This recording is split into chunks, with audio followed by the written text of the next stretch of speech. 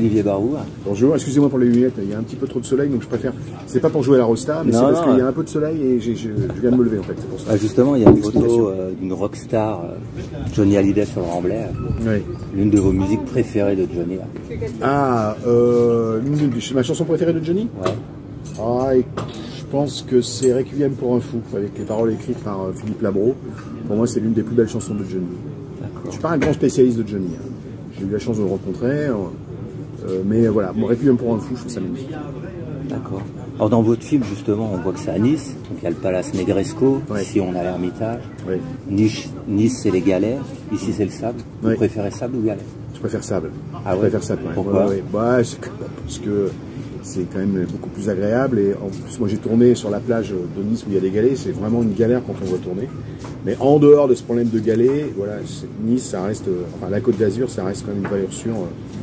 Si vous voulez faire un film avec une belle lumière, quoi, un truc cool, quoi. Donc, je suis plus sable en général. D'accord. Alors, il y a l'un de vos acteurs qui joue le voisin psychopathe. Il parle de Chirac en 1998, un repas ouais. à la mairie, c'est ouais. ça. Ouais. J'ai retenu parce qu'on a vu le film hier. D'accord. Et donc au palais Atlantia, qui porte maintenant le nom Jacques Chirac. Jacques Chirac, ouais. Qu'est-ce que ça vous évoque le président? Pourquoi ce choix-là de président? Parce que ça a été... vous savez, il y a toujours des présidents qu'on aime ou qu'on n'aime pas, et qu'on soit d'accord avec leur politique ou pas. Il y a toujours des présidents emblématiques dont on se souvient. Et Chirac, c'est une époque.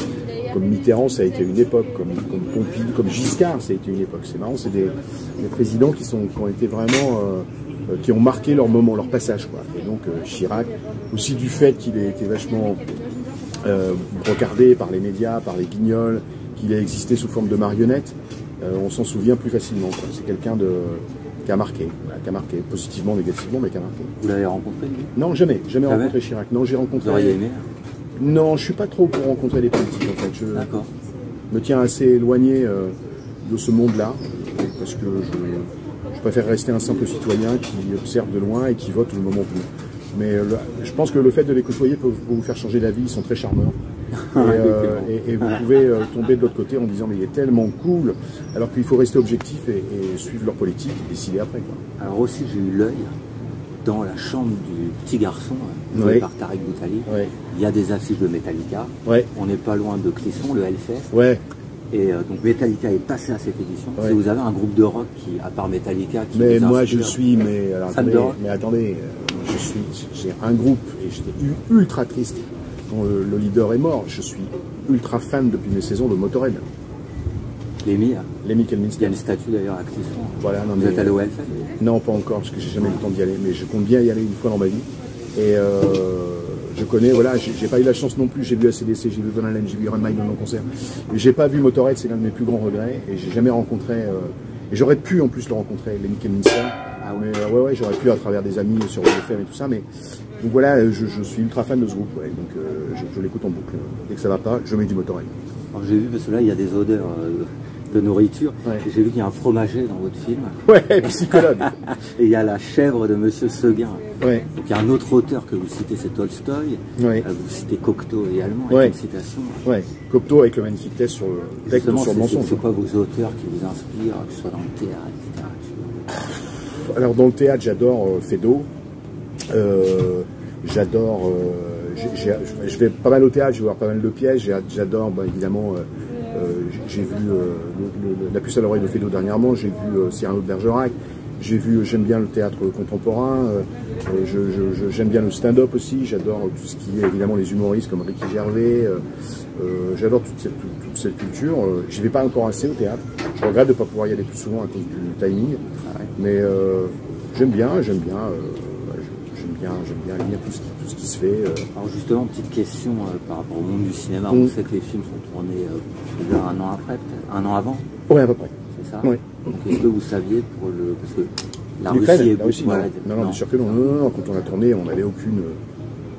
Moi, je lis la presse tous les jours. Je savais qu'il y avait des tensions entre l'Ukraine et la Russie, mais je ne pouvais pas m'imaginer que Poutine, je dis bien Poutine, et non pas le peuple russe, allait envahir l'Ukraine. Donc, quand c'est arrivé, effectivement, il y a eu un moment de doute, un moment de trouble, mais finalement, on s'est dit, voilà, on l'a fait, il faut le présenter comme ça, on le sort.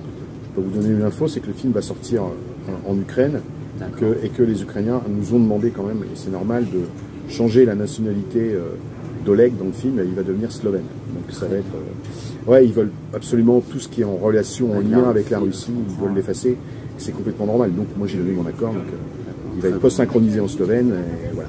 Très bon choix. Et d'ailleurs, il y a le pont Alexandre III à Paris. S'il y aura un autre pont ou un lieu de Paris comme ça qui vous vient à l'esprit. Ah, à Paris. Je suis parisien depuis 91. L'endroit préféré, mon endroit préféré à Paris. Oh là là. Ou à la Baule, par exemple. Ou à la Baule. Bah, pour le coup, honnêtement, je préfère la Baule à Paris. D'accord. Et pourquoi? Parce qu'il y a la mer. Moi, j'adore la mer et je se réveiller le matin et regarder l'immensité voilà, de l'eau comme ça devant vous, je trouve que c'est tellement apaisant, tellement reposant. Ça change des maréchaux et du périphérique. Effectivement, c'est ce que permet l'Ermitage. Voilà, tout à fait, ouais, complètement, avec une vue magnifique. On va terminer aussi, forcément, vous faites mon métier dans le film, vous êtes journaliste, c'est un caméo. Ouais, oui, un caméo, ouais. Journaliste de chaîne Info en continu, attention, pour moi, c'est pas la même chose. Une référence, ah ouais, donc référence à BFM encore. BFM, c'est News, LCI, voilà, les gens qui sont toute la journée en train de parler. Malheureusement, souvent, pour ne pas dire grand-chose. On est d'accord. Voilà. Donc, mais c'est leur métier, on leur demande de faire ça, on leur demande de tenir l'antenne, donc je ne leur en veux pas à eux, je me dis, ça justement, vous êtes réalisateur, un réalisateur qui vous a inspiré dans votre métier. Oh, il y en a plein, oh là là. C'est pareil, ouais, c'est il y en a plein, mais je dirais, si je ne dois en retenir qu'un, je crois qu'il y a pas mal de réalisateurs qui ont la même référence, c'est Charlie Chaplin. Parce que je pense que c'était l'un des premiers et il a réussi tout de suite à mélanger le burlesque avec de vraies histoires. Il a une carrière extraordinaire, il gérait tout de A à Z, la musique, la production, tout. C'est voilà, on parle souvent d'Orson Welles, mais moi je considère que c'est Charlie Chaplin le maître. Justement, je vais faire la référence avec Poutine, le film Le Dictateur, vous pensez à celui-là peut-être? Ouais, aussi. Ouais. C'est l'un de ses meilleurs films, même si ça a pas mal vieilli, mais quand même, quoi. C'était quand même très drôle. Le concept était original. Enfin, je veux dire, c'est vieux tout ça. Et le mec avait des idées de fou, quoi. Donc, et en plus, en tête là, de Chaplin, Les Feux de la Rampe. J'ai plus tous les titres parce qu'il est tôt là, mais vous savez les temps modernes, voilà, les temps modernes avec voilà, c'est extraordinaire de faire ça. Extraordinaire, mais et après moi je suis fan de plein de réalisateurs, ça va de Christopher Nolan à Paul Thomas Anderson, à Judd Apatow, en passant par les Monty Python, en revenant à Gérard Rouy, en passant par Audiard, enfin moi j'aime tous les cinémas, que ce soit de la comédie, du drame, du polar, je regarde le travail de mes collègues et je suis fan de pas mal de choses. Nolan, justement, je fais le lien avec Nantes parce qu'il y a le Maillet-Brézé qui a été ramené pour le film Dunkerque. Nolan, ça vous évoque quoi dans le film? C'est une sorte de génie. Par exemple, moi j'ai été scotché par Interstellar, j'ai réussi à vulgariser un sujet aussi compliqué et aussi difficile que l'astrophysique dans un film et le rendre intéressant. Et donner son avis sur ce que pourrait être le futur. Moi, j'ai trouvé ça génial. Enfin, tous ces films, il n'y a pas une seule erreur dans ces films. On aime ou on n'aime pas, mais le mec, il est... Bon, il a des budgets conséquents aussi, mais j'adore. Je suis un grand fan, au même titre que Paul Thomas Anderson, qui est dans un autre style de film, beaucoup avec des budgets moindres, mais qui raconte d'autres histoires d'une manière différente. Voilà, j'adore ces gens. On voit Tariq Boutaly en motard. Oui.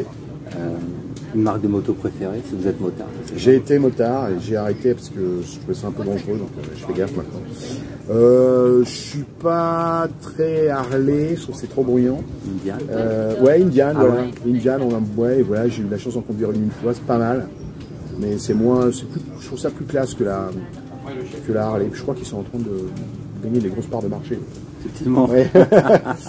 Et donc, il y a une citation aussi, je mens, donc j'existe, la référence à Socrate. Ouais. C'est parce que vous vous intéressez à la philosophie. Ouais, et puis c'est une manière aussi d'intellectualiser le propos. Et c'est vrai que pour le coup, je trouve que ça collait vraiment bien à Jérôme Bérada. C'est-à-dire que concrètement, s'il ment, c'est pour exister. C'est la clé. Tarek est derrière nous. C'est pour cette raison-là qu'il arrête pas de mentir, parce que voilà, il se dit c'est une manière pour moi d'exister, d'apparaître, d'être dans la lumière, qu'on s'intéresse à moi. Donc oui, effectivement, je manque, donc j'existe. En tout cas, c'est l'interprétation qu'on fait de psy dans le film. D'accord. Donc je me suis mis un peu à la place d'un psy en écrivant ça, en me disant je pense qu'un psy pourrait dire ça.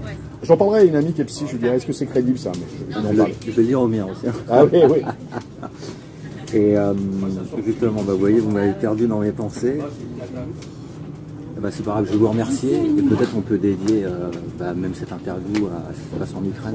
Ouais, bien sûr. Il ne faut pas oublier une fois de plus que le peuple russe, je pense, aspire à la paix, et que c'est juste une histoire d'ego et de folie d'un homme ou de plusieurs hommes qui ont décidé de faire une guerre complètement gratuite et innommable. Voilà, alors on leur dédie tout ça.